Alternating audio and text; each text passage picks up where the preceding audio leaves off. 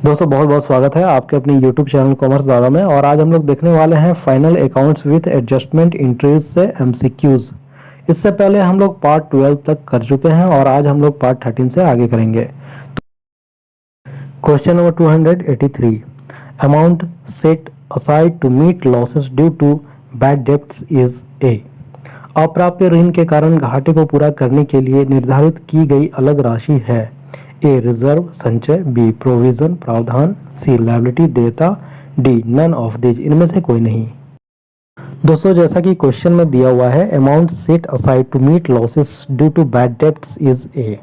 अप्राप्य ऋण के कारण घाटे को पूरा करने के लिए निर्धारित की गई अलग राशि है। तो देखिए क्या होता है कि बैड डेब्ट से होने वाले जो लॉस होते हैं उसको पूरा करने के लिए, उस लॉस की पूर्ति करने के लिए अलग से अमाउंट निकाला जाता है और उस अमाउंट को हम क्या कहते हैं, प्रोविज़न कहते हैं। उसी अमाउंट को प्रोविज़न कहा जाता है। कंपनीज एक्ट के अनुसार क्या होता है, प्रोविज़न का मतलब उस अमाउंट से है जो एसेट के वैल्यू में कमी आने या डिप्रिसिएशन के लॉस को पूरा करने के लिए एक सर्टेन अमाउंट को हर महीने अलग किया जाता है, उसे प्रोविज़न कहा जाता है। ठीक है, तो इस क्वेश्चन का आंसर बी होगा, प्रोविज़न प्रावधान। देखिए ये क्वेश्चन जो है यूपी पीजीटी 2016 में पूछा जा चुका है। क्वेश्चन नंबर 284 देखेंगे। Net profit before following adjustment is ₹3,60,000। निम्न समायोजनाओं से पूर्व शुद्ध लाभ 3,60,000। Outstanding salary is ₹20,000। अदत्त वेतन 20,000। Prepaid insurance is ₹26,000। पूर्वदत्त बीमा 26,000। After adjustment net profit is. उक्त समायोजनाओं के पश्चात लाभ होगा ए 3,66,000, बी 3,80,000, सी 3,46,000, डी 3,86,000। देखिए ये क्वेश्चन जो है यूपी पीजीटी 2016 में पूछा जा चुका है। जैसा कि क्वेश्चन में कह रहा है कि net profit before following adjustment is ₹3,60,000। Adjustment से पहले नेट प्रॉफिट का अमाउंट दिया हुआ है 3,60,000 और आउटस्टैंडिंग सैलरी और प्रीपेड इंश्योरेंस का अमाउंट दिया हुआ है। तो आपको बताना है कि एडजस्टमेंट करने के बाद नेट प्रॉफिट क्या होगा। देखिए ऐसा क्वेश्चन आप लोग बहुत कर चुके हैं, पहले बहुत कर चुके हैं, तो ये क्वेश्चन आई थिंक आप लोग आसानी से कर लेंगे। तो प्लीज़ इस क्वेश्चन का आंसर आप कमेंट बॉक्स में बताएंगे कि इसका आंसर क्या होगा। दोस्तों मैं आप लोगों से कहना चाहूँगा कि जिन्होंने अभी तक प्रीवियस वीडियो नहीं देखा है वो डिस्क्रिप्शन बॉक्स में जाकर देख सकते हैं, लिंक वहाँ पर दिया हुआ है। सारे लिंक डिस्क्रिप्शन बॉक्स में दिए हुए हैं, या तो आप प्लेलिस्ट में भी जाकर देख सकते हैं। टोटल 12 पार्ट तक हम लोग कंप्लीट कर चुके हैं और हमारा टारगेट है 7,000 MCQs का। तो हम लोग आगे आज जो कर रहे हैं वो पार्ट 13 है। तो जिन्होंने अभी तक नहीं देखा है प्लीज़ वहाँ पर जाकर देख सकते हैं। क्वेश्चन नंबर 285 देखेंगे। An adjustment entry for prepaid expenses affects. पूर्वदत्त व्यय के समायोजन के लिए प्रविष्टि प्रभावित करती है। ए एसेट्स एंड एक्सपेंसेस प्रभावित एवं व्यय, बी एसेट्स एंड इनकम संपत्ति एवं आय, सी लायबिलिटीज एंड एक्सपेंसेस दायित्व एवं व्यय, डी लायबिलिटीज एंड एसेट्स दायित्व एवं संपत्ति। देखिए क्वेश्चन जो है यूपी पीजीटी 2016 में पूछा जा चुका है। देखिए जैसा कि क्वेश्चन में कह रहा है, an adjustment entry for prepaid expenses affects. पूर्वदत्त व्यय के समायोजन के लिए प्रविष्टि प्रभावित करती है। तो सबसे पहले तो आप ये जान लीजिए कि प्रीपेड एक्सपेंस जो है इसका मतलब प्रीपेड एक्सपेंस यानी कि ऐसे एक्सपेंस जिसका पेमेंट पहले किया जा चुका है। ठीक है, प्रीपेड पहले हो गया है। तो देखिए जब प्रीपेड आप करते हैं, फर्स्ट आप जब पेमेंट करते हैं, पहले कर देते हैं यानी एडवांस में जब आप पेमेंट कर देते हैं, तो उसका आप जब बैलेंस शीट में एंट्री करते हैं तो करेंट एसेट साइड में इसकी एंट्री करते हैं, प्रीपेड एक्सपेंस अमाउंट को शो करते हैं। तो एक तो ये एक्सपेंस है और दूसरा आपने इसका एडवांस पेमेंट किया है। ठीक है, तो इसलिए ये क्या हो गया, करेंट एसेट में आ गया। तो ये क्या कर रहा है, एक तो एक्सपेंस को इफेक्ट कर रहा है और दूसरा क्या कर रहा है, एसेट को इफेक्ट कर रहा है। तो इस क्वेश्चन का आंसर आपका ए होगा, assets and expenses. Question number 286 देखेंगे। Indicate the item that appears in the surplus account. अधिशेष खाते में दिखाई देने वाली मद को इंगित करें। ए प्रोपोज डिविडेंड प्रस्तावित लाभांश, बी प्रोविज़न फॉर टैक्सेशन, कराधान के लिए प्रावधान, सी कंट्रीब्यूशन टू प्रोविडेंट फंड, भविष्य निधि में अंशदान, डी नन ऑफ दिस, इनमें से कोई नहीं। देखिए ये क्वेश्चन जो है यूपी पीजीटी 2016 में पूछा जा चुका है। जैसा कि क्वेश्चन में दिया हुआ है, indicate the item that appears in the surplus account, अधिशेष खाते में दिखाई देने वाली मद को इंगित करें। तो अधिशेष खाता यानी कि सरप्लस अकाउंट के मद में कौन सा आइटम आएगा? तो देखिए सरप्लस अकाउंट जो है वो रिजर्व एंड सरप्लस के अंतर्गत आता है। जब बैलेंस शीट आप बनाते हैं तो लायबिलिटी साइड में रिजर्व एंड सरप्लस के नीचे आप क्या लिखते हैं? Surplus account. और सरप्लस अकाउंट के नीचे आपका आएगा प्रोपोज डिविडेंड, प्रस्तावित लाभांश। इस क्वेश्चन का आंसर ए होगा। क्वेश्चन नंबर 287 देखेंगे। Securities premium reserve account is shown on the liabilities side in the balance sheet under the heading. प्रतिभूति प्रीमियम संचय खाता आर्थिक चिट्ठे के दायित्व पक्ष में इस शीर्षक के तहत दिखाया जाता है। A reserve and surplus, B current liabilities and provisions, C share capital, D all of this. देखिए क्वेश्चन जो है यूपी पीजीटी 2016 में पूछा जा चुका है। जैसा कि क्वेश्चन में कह रहा है, securities premium reserve account is shown on the liabilities side in the balance sheet under the heading.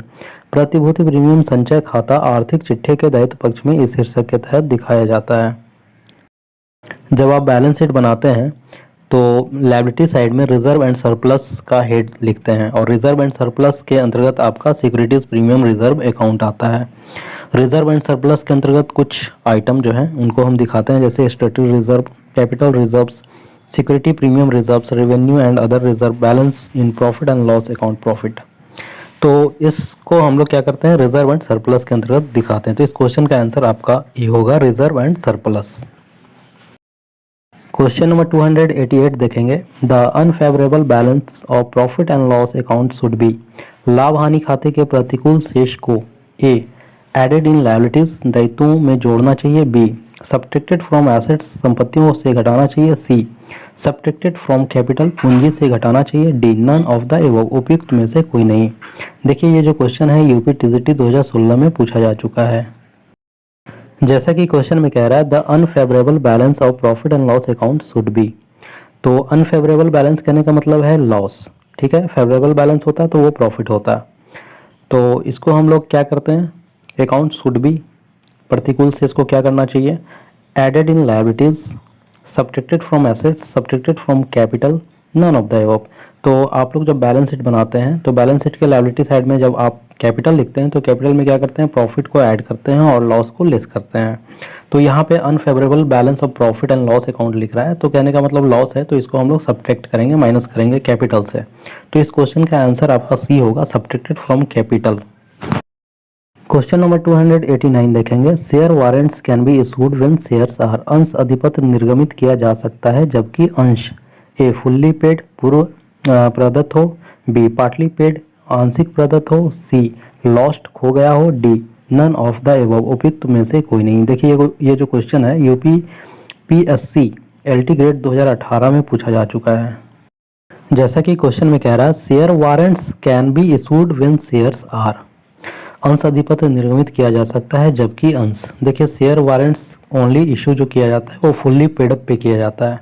तो इस क्वेश्चन का आंसर ए होगा, फुल्ली पेडअप। क्वेश्चन नंबर 290 देखेंगे। Goods worth ₹500 have been taken by the proprietor for his personal use for which no entry has been passed in the books, this is an. स्वामी द्वारा अपने निजी प्रयोग हेतु 500 की सामग्री ली गई जिसकी बहियों में कोई लेखा नहीं किया गया है। यह है एक A error of compensation, B error of principle, C error of commission, D error of omission. जैसा कि क्वेश्चन में कह रहा है, goods worth ₹500 have been taken by the proprietor for his personal use. 500 रुपये का गुड्स जो था वो प्रोप्राइटर ने अपने पर्सनल यूज के लिए विड्रॉ किया, लिया। For which no entry has been passed in the books, this is an. लेकिन उसकी कोई एंट्री नहीं की गई बुक में, बुक्स ऑफ अकाउंट में उसकी कोई एंट्री नहीं हुई, ठीक है। तो इससे हम क्या कहेंगे? तो देखिए इस क्वेश्चन का आंसर आपका डी होगा, एरर ऑफ ओमिशन, जिसको हम लोग चूक की त्रुटि कहते हैं, यानी कि भूल चूक जो हो जाती है, भूल गए लिखना, उसी को हम कहते हैं एरर ऑफ ओमिशन। जब आप यहाँ पे एंट्री नहीं किए यानी कि इसका कोई लेजर नहीं बना, तो आप ट्रायल बैलेंस बनाएंगे तो उसमें भी इसका कोई इफेक्ट नहीं पड़ेगा। तो इस क्वेश्चन का आंसर डी होगा, एरर ऑफ ओमिशन। देखिए ये जो क्वेश्चन है यूपी पीएससी एलटी ग्रेड 2018 में पूछा जा चुका है। क्वेश्चन नंबर 291 देखेंगे, preliminary expenses of a company should be shown in the final accounts on. एक कंपनी के अंतिम खातों में प्रारंभिक व्ययों को दिखाया जाता है।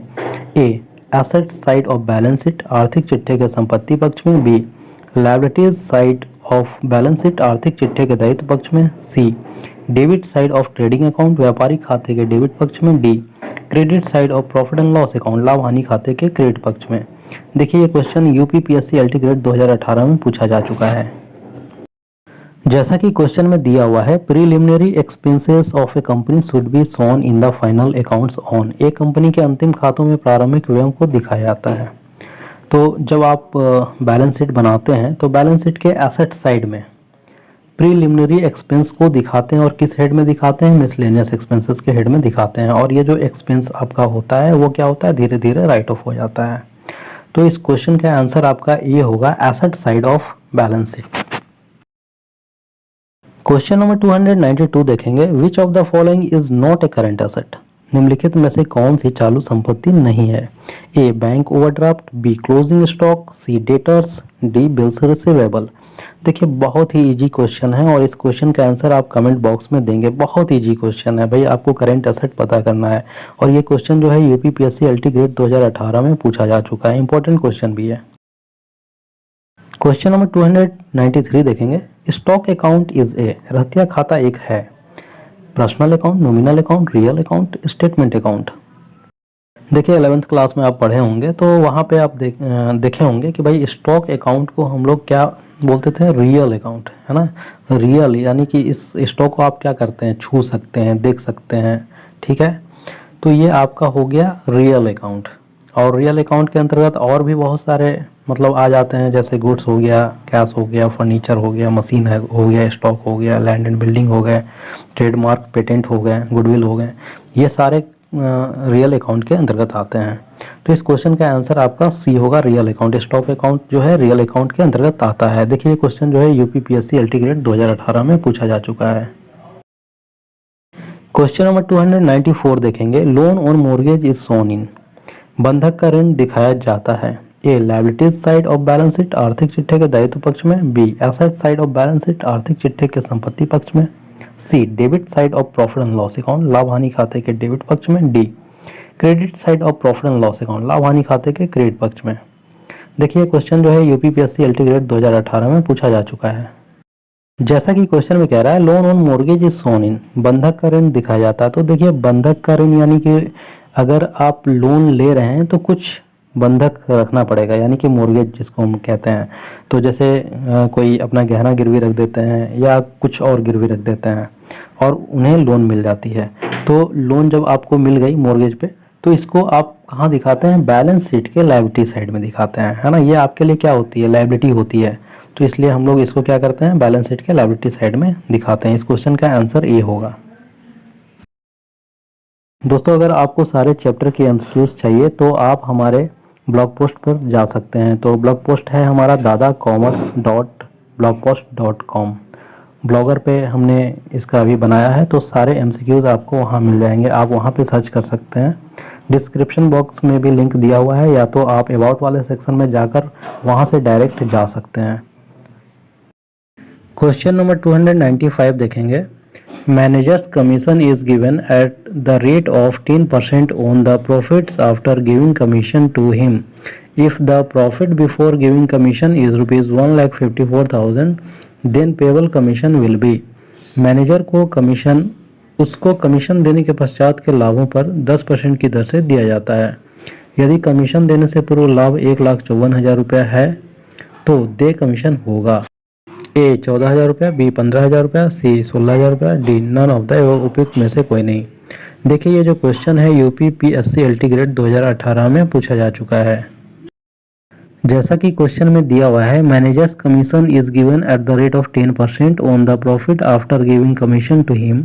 If the profit before giving commission is ₹1,54,000 then payable commission will be. Manager को कमीशन उसको कमीशन देने के पश्चात के लाभों पर 10% की दर से दिया जाता है। यदि कमीशन देने से पूर्व लाभ 1,54,000 रुपया है तो दे कमीशन होगा।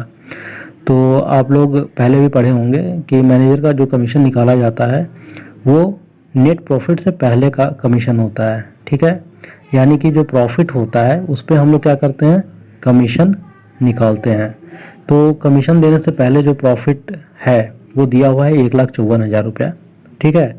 तो हमें क्या करना है, मैनेजर का कमीशन निकालना है। तो मैनेजर का कमीशन कितना होगा, तो कमीशन निकालने के लिए जो फॉर्मूला हम लोग यूज़ करेंगे वो नेट प्रॉफिट, ठीक है, नेट प्रॉफिट इनटू कमीशन का जो रेट है वो हम लोग यहाँ पे लिखेंगे बाई 100 प्लस कमीशन का रेट लिखेंगे, ठीक है।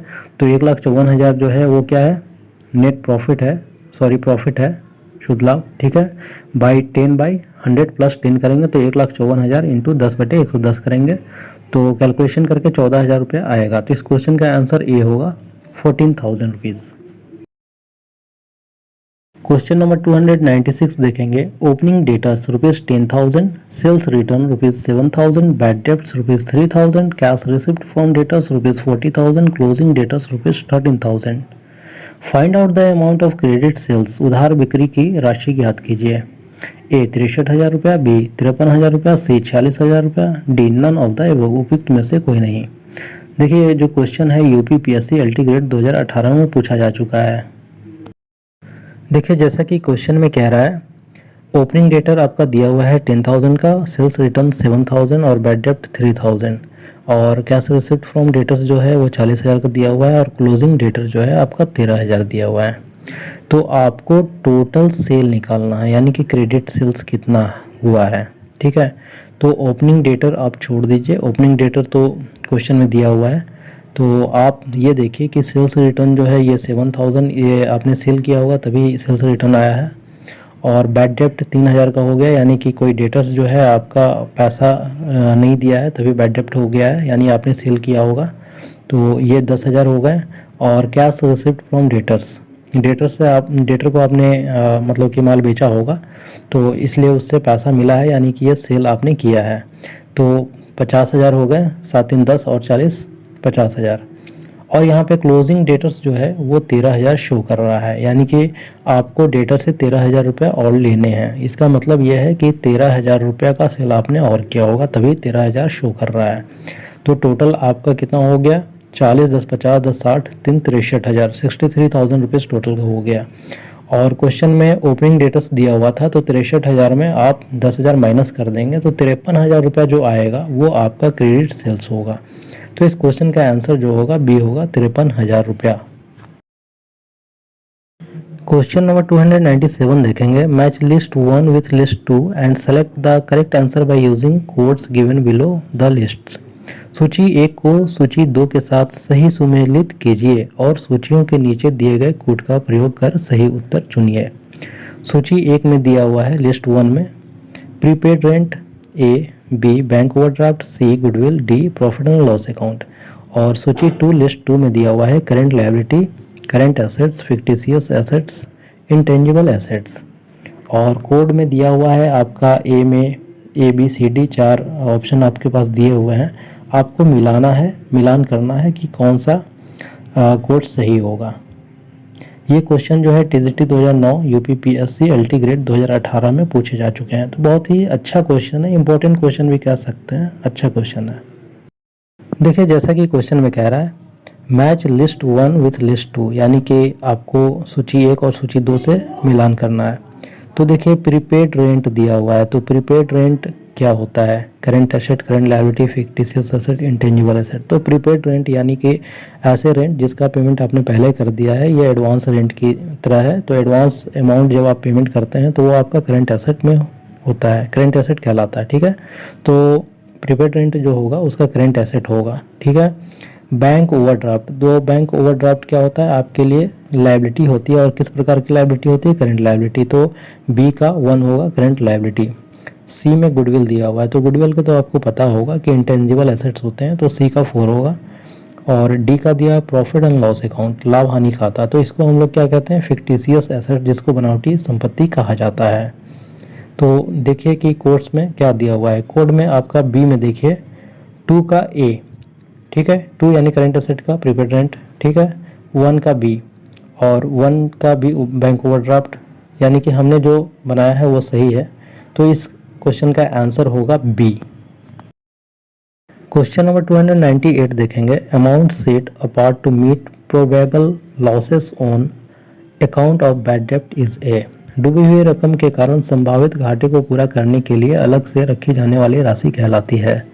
ए लायबिलिटी, बी रिजर्व, सी प्रोविजन, डी कंटीजेंट लायबिलिटी। देखिए जो क्वेश्चन है ये HPPSC PGT 2016 में पूछा जा चुका है। देखिए बहुत ही अच्छा क्वेश्चन और इम्पोर्टेंट क्वेश्चन और बार बार रिपीट होने वाला क्वेश्चन ये है, तो इस पर थोड़ा ध्यान दीजिएगा। ये क्वेश्चन बहुत ही अच्छा है। तो ऐसे लॉस जो मतलब बैड डेब्ट से लॉस हुए हैं और उसकी पूर्ति करने के लिए हम लोग क्या करते हैं, प्रोविज़न बनाते हैं। हर महीने कुछ ना कुछ अमाउंट निकाल कर रख देते हैं अलग से, ठीक है। तो इस क्वेश्चन का आंसर सी होगा, प्रोविज़न, प्रावधान। क्वेश्चन नंबर 299 देखेंगे। Schedule 3 part 2 of the companies act 2013 deals with which one of the following. Company अधिनियम 2013 की अनुसूची 3 भाग 2 का निम्नलिखित में से किससे संबंध है। A format of balance sheet, चिट्ठे का प्रारूप। B format of profit and loss account, लाभ और हानि खाते का प्रारूप। C format of trading account, व्यापार खाते का प्रारूप। D format of cash flow, रोकड़ प्रवाह का विवरण। देखिए जो क्वेश्चन है यूजीसी नेट एग्जाम पेपर 3 नवंबर 2017 में पूछा जा चुका है। जैसा कि क्वेश्चन में दिया हुआ है, schedule 3 part 2 of the companies act 2013 deals with which one of the following. Company अधिनियम 2013 की अनुसूची 3 भाग 2 का निम्नलिखित में से किससे संबंध है। तो इस क्वेश्चन का आंसर बी होगा, format of profit and loss account. Company अधिनियम 2013 की अनुसूची 3 के भाग 2 में लाभ हानि का प्रारूप तथा भाग 1 में आर्थिक चिट्ठे का प्रारूप दिया गया है, जिसे कंपनी अधिनियम के अधीन आने वाली कंपनियों को अपनाना होता है। इस क्वेश्चन का आंसर बी होगा।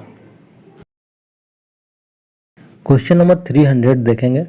Letters of credit, guarantees, forward contracts etc come under which one of the following. साख पत्र, गारंटी, वायदा संविदा आदि निम्नलिखित में से किसके अंतर्गत आते हैं। A liabilities of a bank, bank की देयताओं। B assets of a bank, bank की आस्तियों।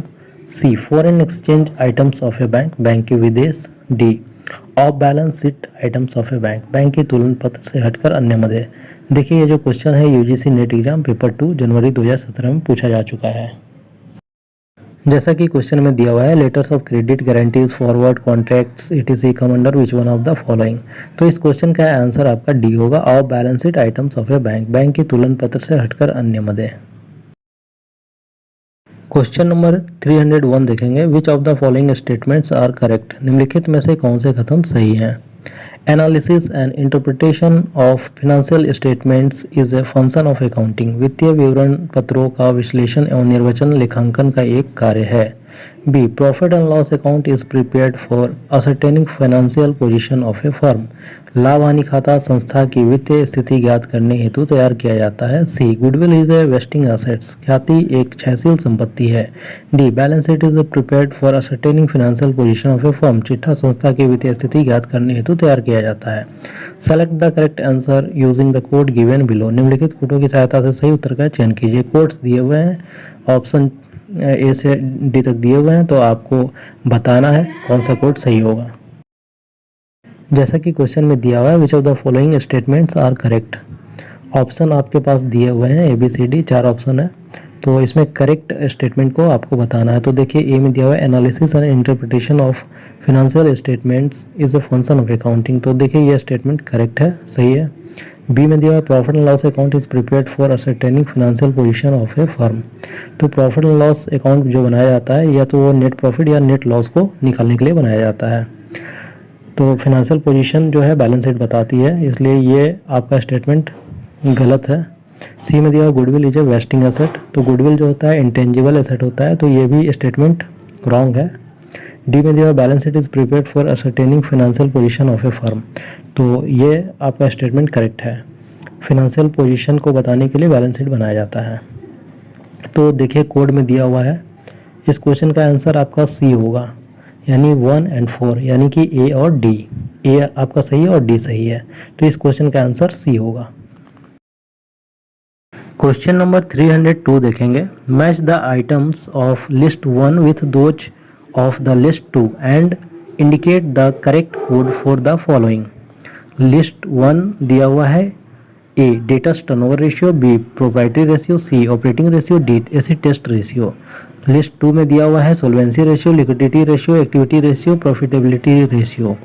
तो आपको मिलान करना है। तो देखिए ए का क्या होगा, ए का होगा आपका यानी कि डेटस टर्नओवर रेशियो का होगा एक्टिविटी रेशियो, क्या होगा 3, ए का 3 एक्टिविटी रेशियो। बी का दिया हुआ है प्रोप्राइटरी रेशियो, तो प्रोप्राइटरी रेशियो का होगा सोल्वेंसी रेशियो, ये 1 नंबर होगा। सी का ऑपरेटिंग रेशियो दिया हुआ है, तो ऑपरेटिंग रेशियो का होगा आपका प्रॉफिटेबिलिटी रेशियो, ठीक है, प्रॉफिटेबिलिटी रेशियो 4 होगा। और डी का आपका दिया हुआ एसिड टेस्ट रेशियो, तो इसका है लिक्विडिटी रेशियो यानी कि डी का 2 होगा। इस क्वेश्चन का आंसर आपका होगा सी। क्वेश्चन नंबर 303 देखेंगे। In what order the following assets are shown in the balance sheet of a company. किसी कंपनी के तुलन पत्र में निम्नलिखित परिसंपत्तियों को किस क्रम में दर्शाया जाता है। तो ऑप्शन दिए हुए हैं trade receivables, cash, furniture and fitting, investment in shares and debenture. तो सबसे पहले हम लोग क्या करते हैं, सबसे पहले हमारा फर्नीचर एंड फिटिंग यानी कि जो फिक्स्ड एसेट होता है उसको सबसे पहले लिखते हैं। उसके बाद investment in shares and debenture जो करेंट एसेट होता है उसको हम लोग लिखते हैं, ठीक है। उसके बाद हम लोग लिखते हैं ट्रेड रिसीवेबल्स यानी कि वो भी आपका करेंट एसेट में आता है। और लास्ट में हम लोग क्या लिखते हैं, कैश, ठीक है। इस क्वेश्चन का आंसर सी होगा। क्वेश्चन नंबर 304 देखेंगे। Arrange the following liabilities in the order of company balance sheet. निम्नलिखित दायित्वों को कंपनी के चिट्ठे के क्रमानुसार व्यवस्थित करें। 1 bank overdraft, 2 bank loan, 3 share capital, 4 provision for taxation. तो देखिए जैसा कि क्वेश्चन में कह रहा है arrange the following liabilities in the order of company balance sheet. Company balance sheet में लायबिलिटी साइड में आपको दिखाना है कि सबसे पहले हम लोग क्या लिखते हैं, उसके बाद क्या, उसके बाद क्या लिखेंगे। तो सबसे पहले जो हम लोग लिखेंगे वो शेयर कैपिटल, शेयर कैपिटल सबसे पहले आएगा। उसके बाद सेकंड में आएगा आपका बैंक लोन, ठीक है। थर्ड में जो आएगा वो प्रोविजन फॉर टैक्सेशन आएगा और लास्ट में आपका आएगा बैंक ओवरड्राफ्ट, ठीक है। तो इस क्वेश्चन का आंसर आपका जो होगा वो डी होगा। क्वेश्चन नंबर 305 देखेंगे। निम्न में से कौन एक निश्चित तिथि की स्थिति को दर्शाता है। ए व्यापार खाता, बी लाभ हानि खाता, सी निर्माणी खाता, डी आर्थिक चिट्ठा। देखिए ये जो क्वेश्चन है टीजीटी 2011 में पूछा जा चुका है। जैसा कि क्वेश्चन में दिया हुआ है निम्न में से कौन एक निश्चित तिथि की स्थिति को दर्शाता है। जब आप बैलेंस शीट बनाते हैं तो आपको याद होगा क्लास 12th में 11th में आप पढ़े होंगे कि बैलेंस शीट जो बनाया जाता है वो 31 मार्च के डेट को बनाया जाता है। तो वो क्या करता है, डेट को इंगित कर रहा है ना, डेट को दर्शाता है, ठीक है। तो इस क्वेश्चन का आंसर आपका डी होगा, आर्थिक चिट्ठा। क्वेश्चन नंबर 306 देखेंगे। आर्थिक चिट्ठे में निम्न से किसे दिखाया जाता है। ए वास्तविक संपत्तियां, बी कृत्रिम संपत्तियां, सी उपरोक्त दोनों, डी उपरोक्त में से कोई नहीं। देखिए जो क्वेश्चन है टीजीटी 2011 में पूछा जा चुका है। जैसा कि क्वेश्चन में दिया हुआ है आर्थिक चिट्ठे में निम्न से किसे दिखाया जाता है। तो देखिए आप रियल एसेट को भी दिखाते हैं और कृत्रिम संपत्ति जो होती है फिक्टिशियस एसेट्स उसे भी आप दिखाते हैं, ठीक है। तो इस क्वेश्चन का आंसर आपका सी होगा, उपरोक्त दोनों। क्वेश्चन नंबर 307 देखेंगे। अदत्त व्यय को चिट्ठे में दिखाया जाता है। ए व्यापार खाते में, बी लाभ हानि खाते में, सी आर्थिक चिट्ठे के दायित्व पक्ष में, डी आर्थिक चिट्ठे के संपत्ति पक्ष में। तो देखिए अदत्त व्यय जिसको हम लोग आउटस्टैंडिंग एक्सपेंसेस कहते हैं, बकाया खर्चा है ना, जो मतलब बकाया है, आउटस्टैंडिंग है यानी कि हमको देना है, यानी हमारे लिए क्या है, लायबिलिटी है। तो लायबिलिटी को हम लोग कहाँ लिखते हैं, बैलेंस शीट के लायबिलिटी साइड में, ठीक है।